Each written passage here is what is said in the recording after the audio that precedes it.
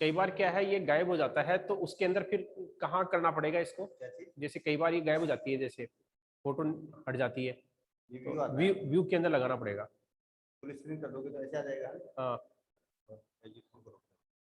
अच्छा अच्छा।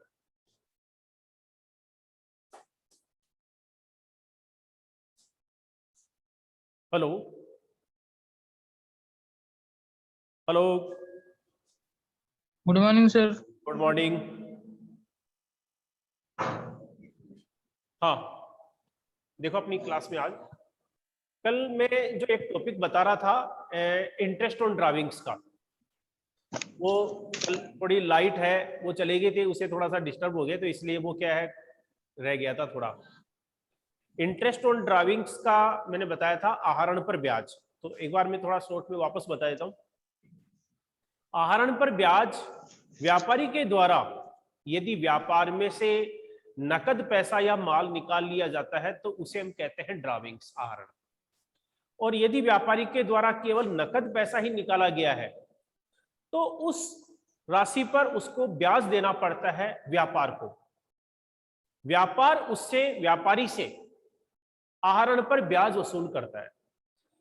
तो आहरण पर ब्याज अगर लिया जाता है व्यापार के द्वारा तो व्यापार की दृष्टि से यह क्या है? इनकम। हालांकि यह ब्याज व्यापारी के द्वारा दिया जा रहा है, लेकिन हम खाते चूंकि व्यापार के तैयार करते हैं तो व्यापार और व्यापारी दोनों को पृथक पृथक माना जाता है, अलग अलग माना जाता है। तो इस दृष्टि से जो आहरण पर ब्याज व्यापार को प्राप्त हो रहा है वो व्यापार के लिए क्या है? इनकम। और इनकम जितनी भी होती है व्यापार के लिए उसको हम फाइनल अकाउंट में हम कहां दिखाते हैं? प्रॉफिट एंड लॉस अकाउंट के सीआर साइड में। इनकम जितनी भी होती है, चाहे आपको ब्याज प्राप्त हुआ हो, कमीशन प्राप्त हुआ हो, किराया प्राप्त हुआ हो या और कोई इनकम हो, उन सबको हम पी एंड एल अकाउंट के सीआर साइड में दिखाते हैं। ठीक है, तो आहरण पर ब्याज है वो भी एक इनकम है, इसलिए उसको भी हम प्रॉफिट एंड लॉस अकाउंट में सीआर साइड में दिखा देंगे जितना आहरण पर ब्याज होता है। ठीक है, और उसके बाद में हम उसको बैलेंस शीट के अंदर दिखाते हैं। बैलेंस शीट में हम दिखाते हैं लायबिलिटी साइड में। तो एक बार जो मैंने बताया था वापस एक बार फिर से बता देता हूं कि जैसे प्रश्न में अपने को इंफॉर्मेशन दे रखी है, सूचनाएं दे रखी है, उसके अनुसार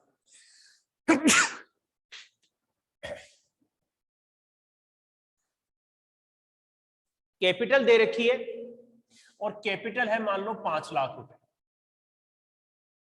ठीक है, और ड्राविंग्स दे रखी है, ये इंफॉर्मेशन तो आएगी आएगी। ड्राविंग्स दे रखी है मान लो 20,000 और इसमें क्या है?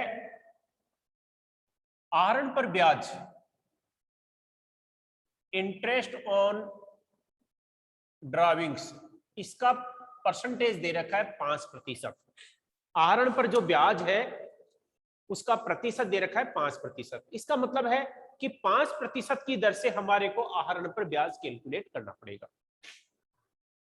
तो अब इसको हम कैसे दिखाएंगे? सबसे पहले तो प्रॉफिट एंड लॉस अकाउंट में। ठीक है, तो प्रॉफिट एंड लॉस अकाउंट में देखो,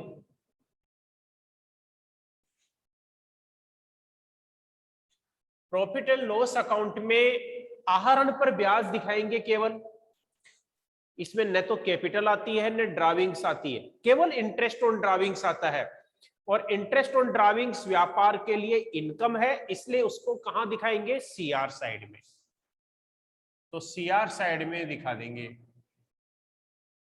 bye interest on drawings.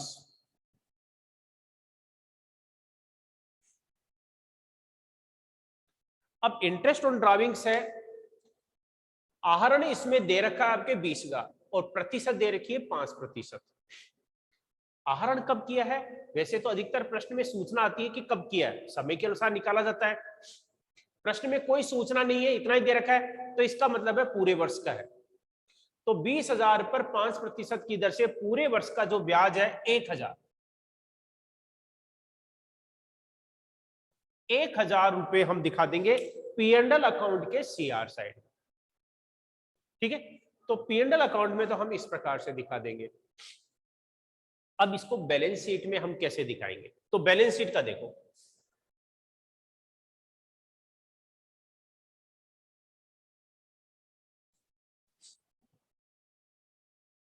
Balance sheet as on, और ये आपके बाई साइड में आपके लायबिलिटीज आता है,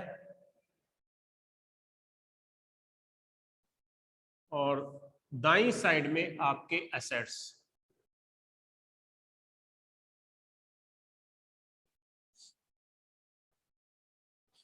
ठीक है। अच्छा, अब दिखाने का तरीका, मैंने तुम्हारे को जब फाइनल अकाउंट का फॉर्मेट बताया था उस समय मैंने बताया था कि जो कैपिटल होती है उस कैपिटल में ड्राविंग्स नेट प्रॉफिट होता है उसको हम जोड़ते हैं, और नेट लॉस होता है उसको घटाते हैं। एक ही चीज होती है, या तो प्रॉफिट होता है या फिर लॉस होता है। ठीक है, तो उन दोनों में क्या है, एक चीज होती है उसको दिखा देते हैं। प्रॉफिट ऐड होगा और लॉस है वो आपके लेस हो जाएगा। इसके अलावा ड्राविंग्स है वो भी कैपिटल में से लेस हो जाएगा। इंटरेस्ट ऑन ड्राविंग्स है वो भी क्या करेंगे, कैपिटल में से लेस कर देंगे। अब दिखाने का तरीका है वो क्या है, तो सबसे पहले हम लिख देंगे कैपिटल। कैपिटल आपके इसमें दे रखी है 5 लाख। अमाउंट वाला जो कॉलम है इसमें हम बाद में दिखाएंगे, पहले इसके अंदर ही दिखा देंगे कैपिटल में। अब इसमें तो अपने को और सूचना तो दे नहीं रखी है, क्योंकि पूरा जो प्रश्न होता है उसमें तो प्रॉफिट वगैरह सब कुछ होता है। इसमें तो जो अपने को सूचना दे रखी है वही दिखानी है भाई, इनको कैसे दिखाना है। ठीक है, तो हम क्या करेंगे, ड्राविंग्स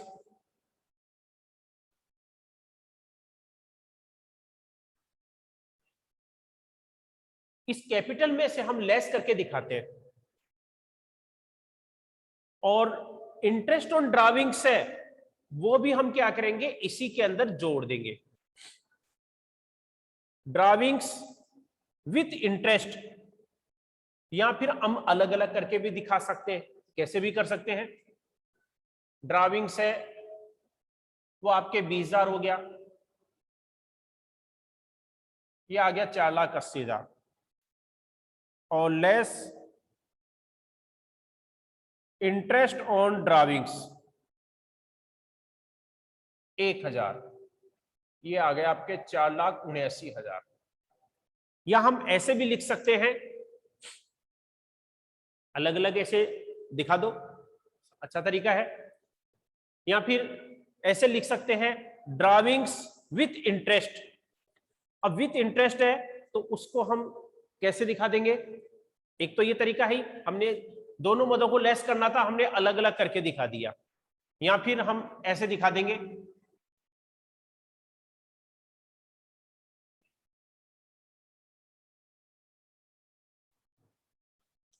ड्राविंग्स विथ इंटरेस्ट। तो इसमें क्या है, ब्रैकेट में 20,000 प्लस 1,000 यानी कि 21,000, ये हम लेस करके दिखा देंगे। बात एक ही है, कैसे भी दिखाएं। 21,000 लेस करिए, लेस तो करना ही है, तो कैसे भी करके इसमें जोड़ करके ऐसे दिखा देंगे, या फिर हम अलग अलग भी दिखा सकते हैं। तो दोनों में से कोई सा भी तरीका अपना सकते हैं, उससे कोई फर्क नहीं पड़ता है। तो ये है आपके आहरण पर ब्याज, ये एडजस्टमेंट कहलाते हैं। क्योंकि फाइनल आपने जो 11th क्लास में पहले आपको जो मैंने चैप्टर बताया था उसके अंदर ऐसा नहीं था, ये एडजस्टमेंट नहीं था। तो अब ये आपके बाद में काम में आएंगे, इसलिए इसको हम इस प्रकार से दिखाते हैं। बस ये ध्यान रखना है कि लायबिलिटी साइड में दिखाते हैं और कैपिटल में एडजस्टमेंट करते हैं। तो ये हो गया आपके इंटरेस्ट ऑन ड्राविंग्स। ठीक है, तो ये क्लियर हो गया है। अब इसके बाद में मैं आगे वाला एडजस्टमेंट है वो बताता हूं।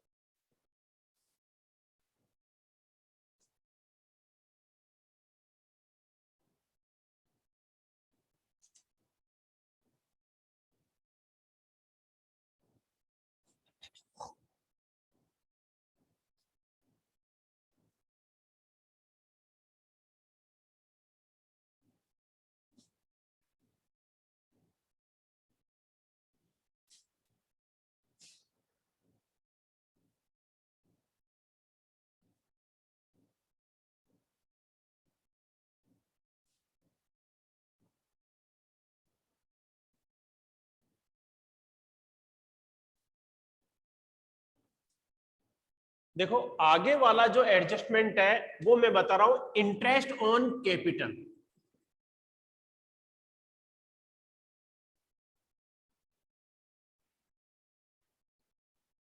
इंटरेस्ट ऑन कैपिटल यानी कि पूंजी पर ब्याज। कैपिटल के बारे में आप जानते हो कि व्यापार को प्रारंभ करने के लिए व्यापार में जो नकद धनराशि, संपत्ति या माल जो कुछ भी लगाया जाता है व्यापार को प्रारंभ करने के लिए, वो सब पूंजी कहलाती है।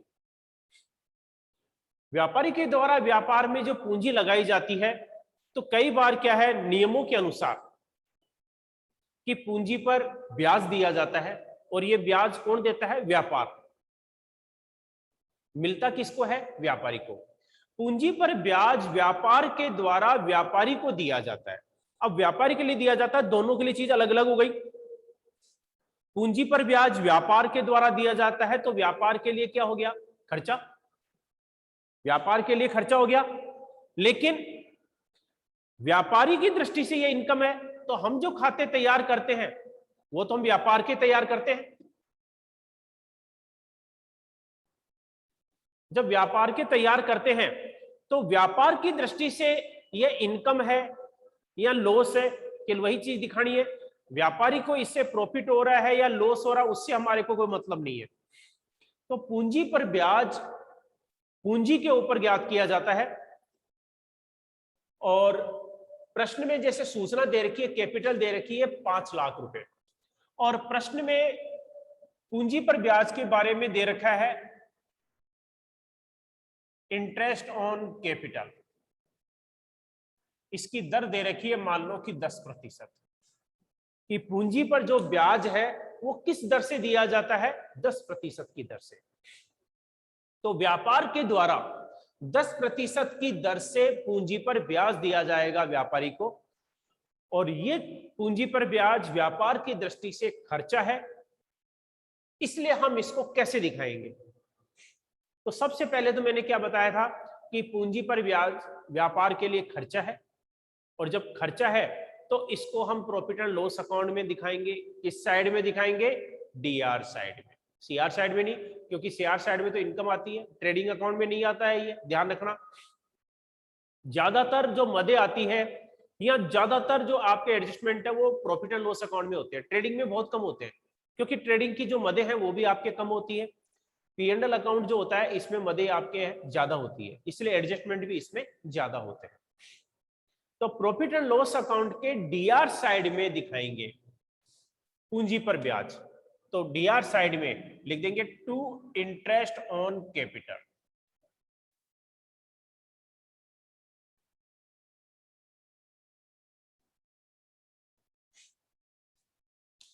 मैंने कैपिटल बताई थी 5 लाख, और पूंजी पर जो ब्याज की जो दर है वो कितनी दे रखी है, 10%। तो 5 लाख का 10% की दर से ब्याज है वो कितना होता है, 50,000। तो 50,000 है, उसको P&L अकाउंट के डीआर साइड में दिखा देंगे। ये P&L अकाउंट के डीआर साइड में आ जाएगा इंटरेस्ट ऑन कैपिटल के नाम से। ठीक है, आहरण पर ब्याज तो इनकम थी इसलिए हमने सीआर साइड में दिखाया था, लेकिन पूंजी पर ब्याज व्यापार के लिए खर्चा है इसलिए हम इसको P&L अकाउंट के डीआर साइड में दिखा देंगे। ठीक है, अब इसको बैलेंस शीट में कैसे दिखाएंगे, तो बैलेंस शीट का देखो।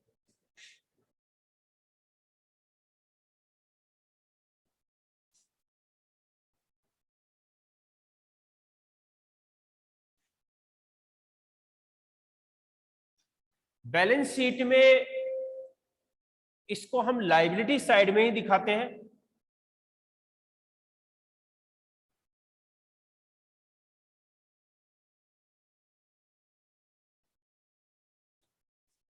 तो बैलेंस शीट के लायबिलिटी साइड में दिखाते हैं, तो हम इसको कैसे दिखाएंगे वो देखो। सबसे पहले तो हम क्या दिखाएंगे, कैपिटल, और कैपिटल इसमें कितनी दे रखी है आपके, 5 लाख। तो 5 लाख रुपए हम कैपिटल दिखा देंगे।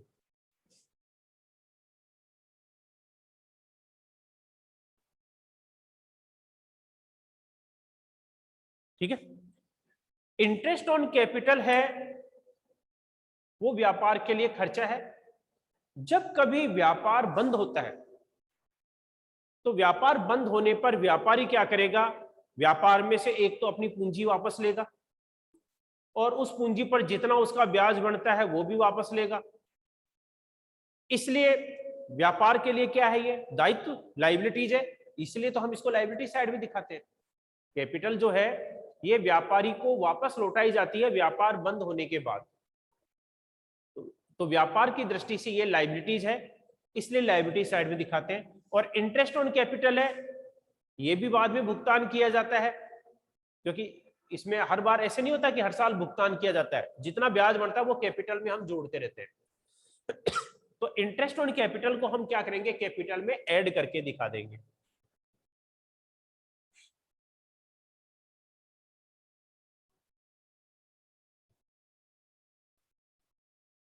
इंटरेस्ट ऑन कैपिटल आपके कितना हुआ, 50,000, क्योंकि 10% की दर से 50,000 होता है, तो इसका टोटल है वो कितना आ जाएगा, 5,50,000।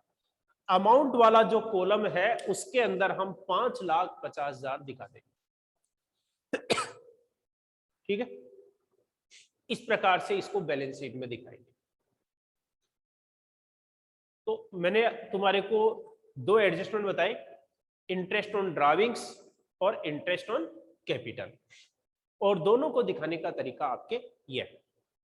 इंटरेस्ट ऑन ड्राविंग्स P&L में तो दिखाते हैं CR साइड में, क्योंकि व्यापार के लिए इनकम है, और कैपिटल में हम क्या करते हैं, उसको लेस करके दिखाते हैं। लेकिन इंटरेस्ट एंड कैपिटल है, व्यापार के लिए खर्चा है, तो P&L में तो दिखाते हैं DR साइड में, और बैलेंस शीट में कैपिटल में उसको जोड़ करके दिखाते हैं। इसको तुम्हारे को याद रखना है। अब देखो आगे वाला एडजस्टमेंट।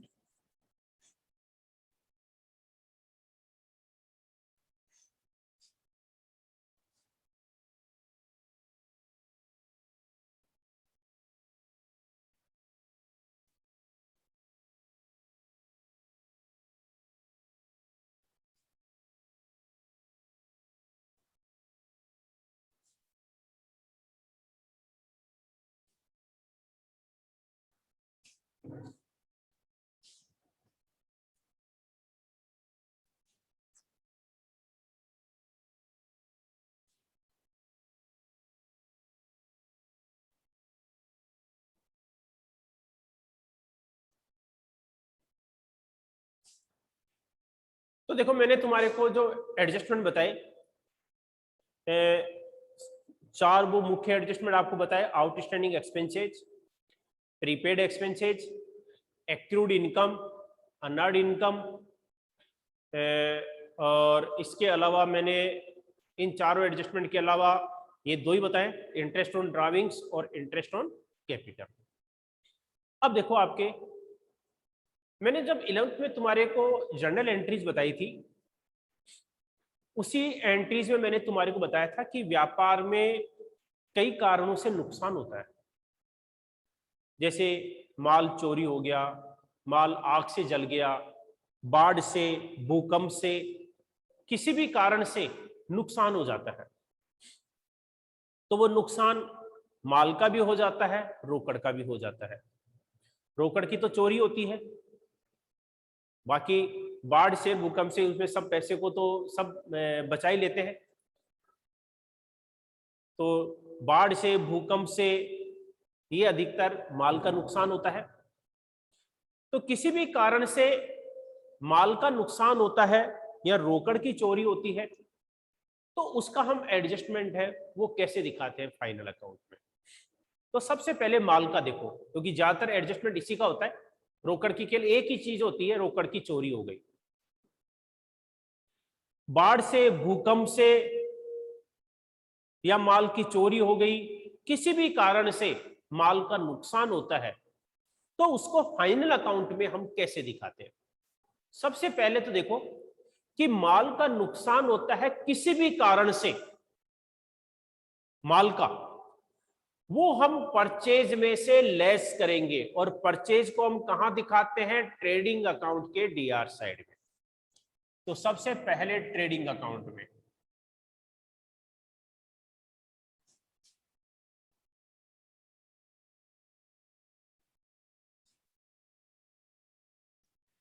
ट्रेडिंग अकाउंट के डीआर साइड में परचेज लिखेंगे। अब जैसे मान लो कि प्रश्न में परचेज है वो दे रखी है 70,000 रुपए, परचेज आपके है वो कितनी दे रखी है 70,000 रुपए, 70,000 रुपए परचेज दे रखी है, ठीक है। और प्रश्न में क्या सूचना दे रखी है कि 5,000 रुपए का माल चोरी हो गया, ठीक है। 5,000 रुपए का माल चोरी हो गया यानी कि लॉस बाय थेफ्ट 5,000 रुपए का, और वो भी किसका है, गुड्स, माल की चोरी हुई है। क्योंकि ये चीज प्रश्न में सूचना आएगी कि रोकड़ की हुई है या माल की हुई है। तो इसमें माल की चोरी हुई है 5,000 रुपए की और परचेज इसमें दे रखी थी 70,000 रुपए। तो हम इसको कैसे दिखाएंगे? ट्रेडिंग अकाउंट के डीआर साइड में परचेज सबसे पहले हम लिख देंगे। परचेज हम दिखाते हैं ट्रेडिंग अकाउंट में, तो परचेज रिटर्न तो हम लेस करते ही करते हैं, ये बता दिया था, किया था तुमने 11th क्लास में कि परचेज रिटर्न यदि दे रखा है वो तो हम परचेज में से लेस करते ही करते हैं।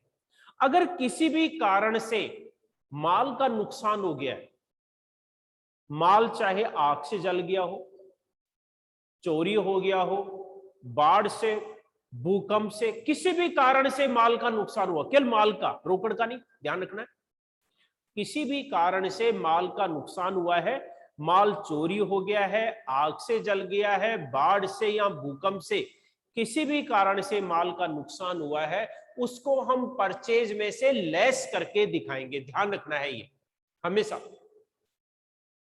जितने का नुकसान हुआ है। बीमा कंपनी, हम अधिकतर बीमा करवाते हैं और व्यापारी तो सभी बीमा करवाते हैं क्योंकि नुकसान होने का डर रहता है, इसलिए व्यापारी के द्वारा इंश्योरेंस करवाया जाता है और इंश्योरेंस क्लेम का पैसा भी मिलता है।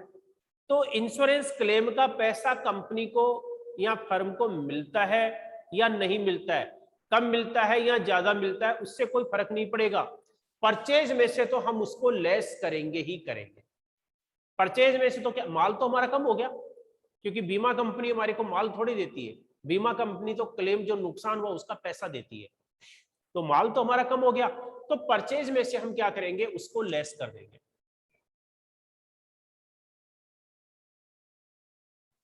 लॉस बाय थेफ्ट, अगर माल आग से जल गया है तो भी हम परचेज में से लेस करेंगे। अगर इसमें होता कि 5,000 रुपए माल आग से जल गया तो लॉस बाय फायर, तो लॉस बाय फायर के नाम से हम क्या करेंगे, परचेज में से लेस कर देंगे, ठीक है। या फिर बाढ़ से, भूकंप से, लॉस बाय फ्लड या लॉस बाय अर्थक्वेक, अगर ये दे रखा है तो भी हम क्या करेंगे, परचेज में से लेस करेंगे, ठीक है। तो इसमें क्या है, सो सूचना दे रखी है माल की चोरी हुई है, तो नुकसान किसी भी कारण से हुआ हो वो सब हम परचेज में से लेस करते हैं, बस ये ध्यान रखना है। तो 5,000 रुपए की माल की चोरी हुई है, ये परचेज में से लेस कर देंगे और फिर अमाउंट वाला जो कॉलम है इसमें दिखा देंगे 65,000। इसका मतलब है कि अब माल हमारे पास 65,000 का ही रह गया है क्योंकि 5,000 रुपए का माल चोरी हो गया, या आग से, बाढ़ से, भूकंप से हो जाता है तो भी यही स्थिति आती, बस अमाउंट आपके चेंज हो जाएगा, उससे कोई फर्क नहीं पड़ेगा। तो ट्रेडिंग अकाउंट में तो हम इस प्रकार से दिखा देंगे, बस ये ध्यान रखना है कि अधिकतर इंश्योरेंस करवाया जाता है, बीमा कंपनी पर क्लेम किया जाता है, तो ट्रेडिंग अकाउंट में इसमें कोई फर्क नहीं पड़ेगा। ट्रेडिंग अकाउंट में तो हम ऐसे ही दिखाएंगे, ध्यान रखना है कि चाहे बीमा कंपनी से क्लेम प्राप्त हो या नहीं हो, हम परचेज में से तो क्या करेंगे, जितने का माल का नुकसान हो गया है वो पूरा अमाउंट है उसमें से लेस करके दिखा देंगे, ठीक है। अब P&L अकाउंट में हम इसको कैसे दिखाएंगे वो देखिए। इसमें तो P&L अकाउंट में दिखाने का तरीका है कि अगर बीमा कंपनी पर हमने क्लेम किया है, जैसा कि हम इंश्योरेंस करवाते हैं, और बीमा कंपनी से यदि हमारे को क्लेम प्राप्त हो रहा है तो फिर हमारे को यह देखना पड़ेगा कि बीमा कंपनी से जो क्लेम है वो हमारे को कितना प्राप्त हो रहा है। मान लो कि ये 5,000 रुपए की माल की चोरी हुई थी और हमने क्या है, चोरी का बीमा करा रखा है, क्योंकि क्लेम उसी में प्राप्त होता है जिसका बीमा करवाते हैं। अगर चोरी का बीमा नहीं करवा रखा है तो उसमें हमारे को क्लेम मिलेगा नहीं। हमने बीमा करा रखा है आग से नुकसान होने पर और माल हो गया चोरी, तो बीमा कंपनी हमारे को कोई पैसा नहीं देगी, क्योंकि हमने उसका बीमा नहीं करा रखा है। क्योंकि कुछ बीमे ऐसे होते हैं चाहे किसी भी कारण से नुकसान हो माल का, तो उसके अंदर अगर होता है जब तो हो सकता है, लेकिन अगर विशेष रूप से ऐसा ही इंश्योरेंस बीमा करवाया गया है तो उसके अंदर तो पैसा उतना ही मिलेगा।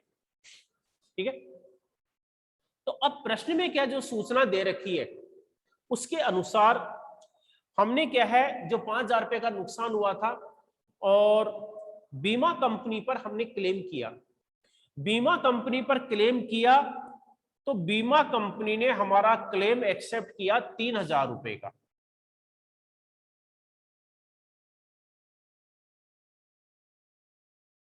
क्लेम एक्सेप्टेड, हमारा जो क्लेम है वो 3,000 रुपए का ही एक्सेप्ट किया, क्योंकि हमारे हिसाब से बीमा कंपनी नहीं चलती है। बीमा कंपनी ये देखती है कि बीमा कंपनी से कर्मचारी आता है जांच करने के लिए, जब किसी भी कारण से माल का नुकसान होता है तो ऐसा नहीं कि हम जो बोल देते हैं कि हमारे इतने का नुकसान हो गया तो बीमा कंपनी हमारे को क्लेम दे देगी, क्योंकि हम तो ज्यादा भी बता सकते हैं। माल हुआ नुकसान हुआ 10,000 का, हम तो क्या 50,000 बता देंगे, तो बीमा कंपनी 50,000 थोड़ी दे देगी। बीमा कंपनी से इस बात की जांच करने के लिए एक व्यक्ति आता है जिसको हम बोलते हैं सर्वेयर। ये सर्वेयर आकर के और सूचना देनी पड़ती है बीमा कंपनी को तुरंत, जैसे नुकसान होता है किसी भी कारण से तुरंत उनको, जैसे हम पुलिस थाने में रिपोर्ट लिखाते हैं माल आग से नुकसान, जैसे आग लग गई तो हम क्या करते हैं 3 जगह सूचना देंगे, बीमा करा रखा है तो सबसे पहले फायर ब्रिगेड को सूचना देंगे, फायर ब्रिगेड के साथ में नजदीकी जो पुलिस थाना है उसके अंदर हम फोन करेंगे कि ऐसा हो गया है, और उसी के साथ में बीमा कंपनी को भी हम सूचना देंगे कि ऐसा हो गया है। ऐसा नहीं कि वो सब कुछ हो गया और हम 1 महीने बाद में सूचना दें, तो बीमा कंपनी हमारे को 1 रुपया भी नहीं देगी। तो इसलिए क्या है, बीमा कंपनी को उसी टाइम पर हमारे को मैसेज करना पड़ता है, सूचना देनी होती है।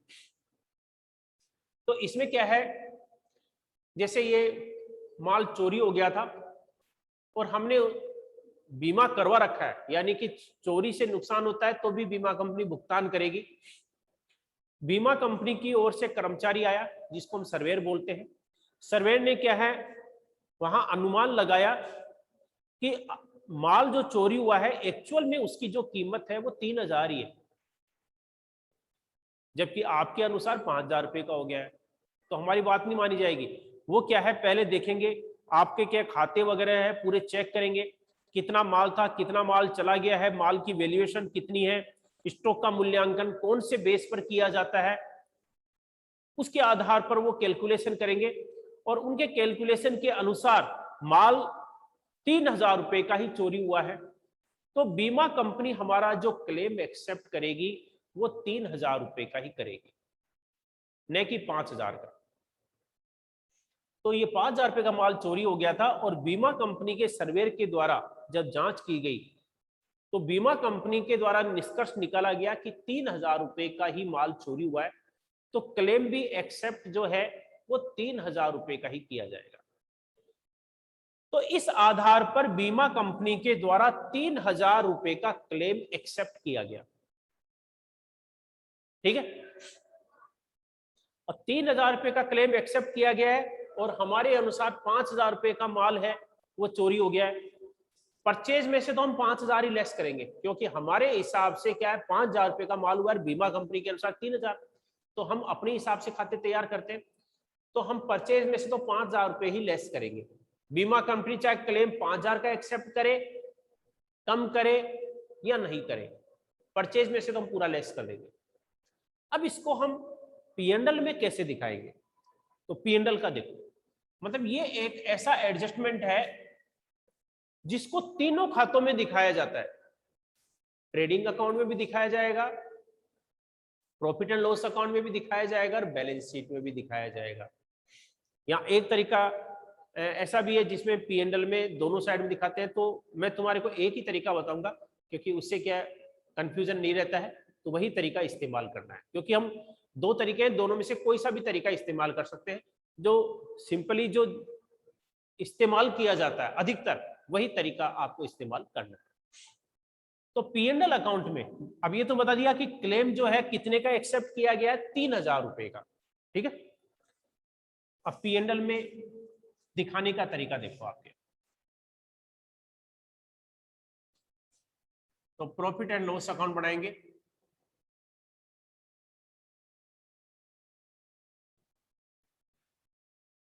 खर्चे जितने भी होते हैं, चाहे कोई से भी हो, प्रॉफिट एंड लॉस अकाउंट के डीआर साइड में दिखाए जाएंगे। खर्चे जो होते हैं सारे P&L अकाउंट के डीआर साइड में ही दिखाए जाते हैं, क्योंकि सीआर साइड में केवल इनकम दिखाई जाती है। तो प्रॉफिट एंड लॉस अकाउंट के डीआर साइड में लॉस बाय थेफ्ट,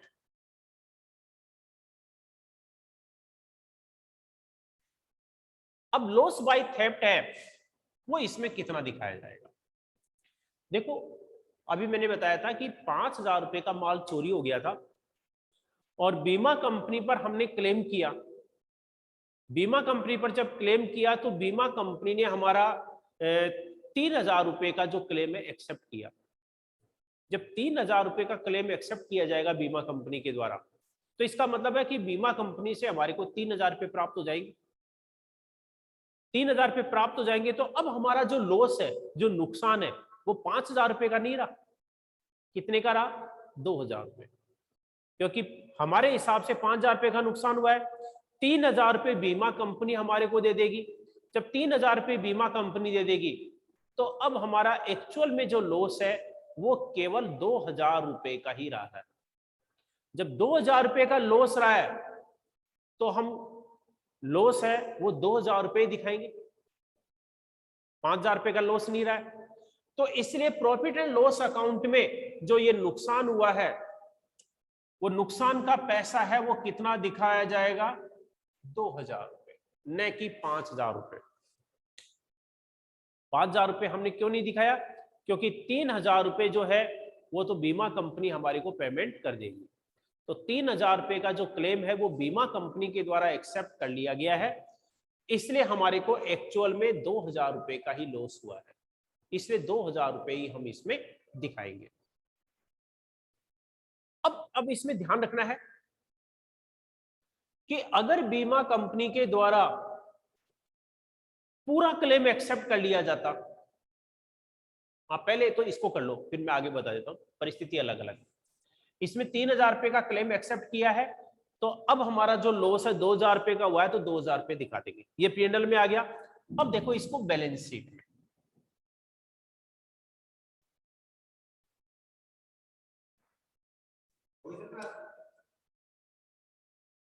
हाँ सर।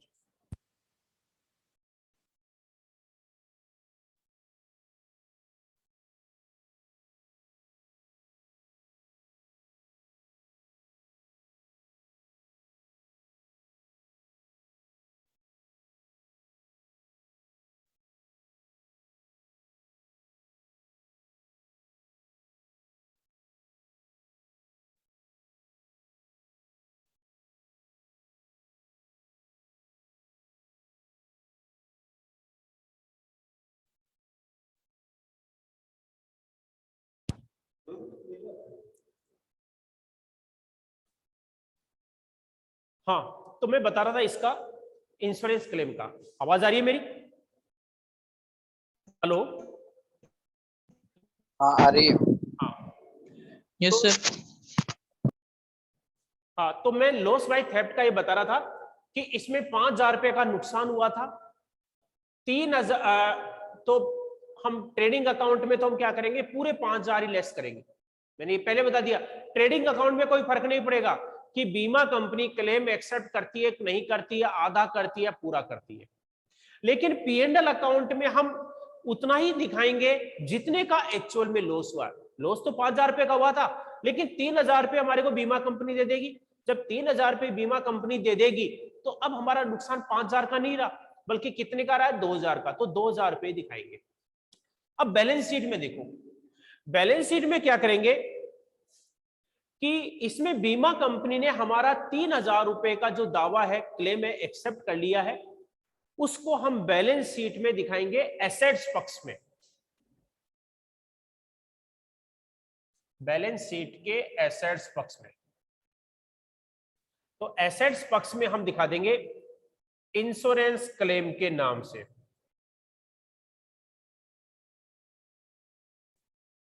कितना, 3000 रुपए, इस प्रकार से हम दिखा देंगे। बैलेंस शीट में हम केवल वही अमाउंट दिखाएंगे जितने का अमाउंट बीमा कंपनी के द्वारा एक्सेप्ट किया गया है। जितना पैसा बीमा कंपनी ने स्वीकार कर लिया या जितने का क्लेम एक्सेप्ट कर लिया है, वो पैसा दिखाएंगे, और उसको हम बैलेंस शीट में कहां दिखाएंगे, एसेट्स पक्ष। ठीक है, ये तो हो गया सिंपल।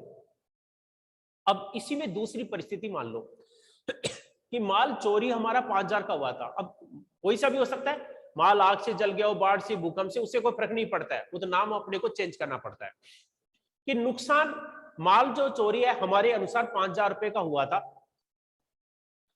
अब बीमा कंपनी पर हमने क्लेम किया, बीमा कंपनी पर जब क्लेम किया तो बीमा कंपनी ने भी अनुमान लगाया कि पूरे 5000 रुपए का ही माल चोरी हुआ है, तो परचेज में से तो 5000 ही लेस करेंगे, यानी कि ट्रेडिंग अकाउंट में तो ऐसे दिखाएंगे, उससे कोई फर्क नहीं पड़ेगा।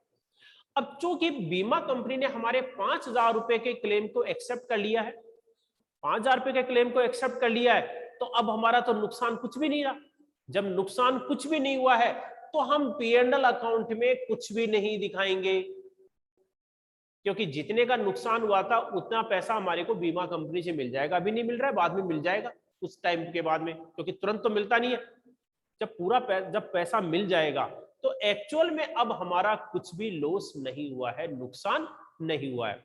तो नुकसान नहीं हुआ है तो उसको प्रॉफिट एंड लॉस अकाउंट में नहीं दिखाएंगे, ये ध्यान रखना है, क्योंकि बीमा कंपनी ने पूरा क्लेम एक्सेप्ट कर लिया। अगर पूरा क्लेम एक्सेप्ट कर लिया है तो P&L अकाउंट में कुछ नहीं दिखाएंगे, और बैलेंस शीट के एसेट्स पक्ष में ये इंश्योरेंस क्लेम है वो कितना आ जाएगा, 5000, क्योंकि क्लेम जितने का एक्सेप्ट किया गया उतना ही एसेट्स पक्ष में आ जाएगा।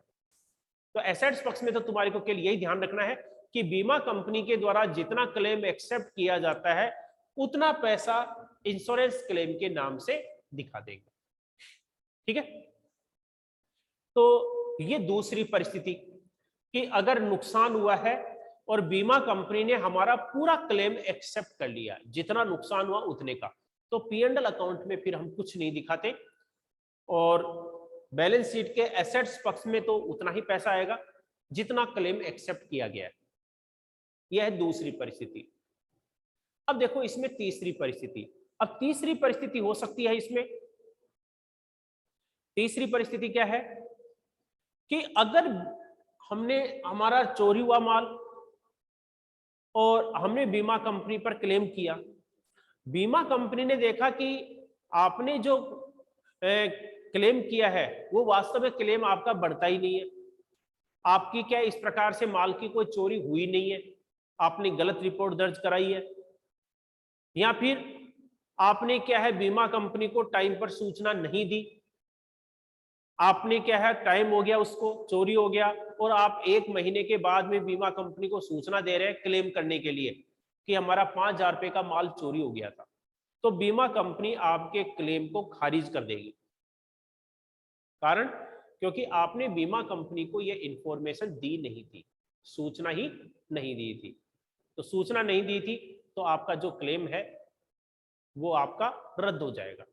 तो बीमा कंपनी यदि कुछ भी क्लेम एक्सेप्ट नहीं करती है तो हम क्या करेंगे, परचेज में से तो वही लेस करेंगे, ट्रेडिंग अकाउंट में कोई फर्क नहीं पड़ेगा।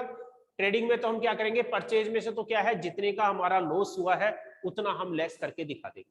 ठीक है, अब प्रॉफिट और लॉस अकाउंट में पूरा ही नुकसान हो गया क्योंकि बीमा कंपनी ने हमारा क्लेम एक्सेप्ट नहीं किया है, तो लॉस बाय थेफ्ट के नाम से कितना अमाउंट आ जाएगा, 5000, क्योंकि पूरा नुकसान है तो पूरे 5000 दिखा देंगे। बीमा कंपनी ने क्लेम एक्सेप्ट किया ही नहीं है तो बैलेंस शीट में कुछ नहीं दिखाएंगे, बस फिर इसको 2 ही जगह दिखाएंगे।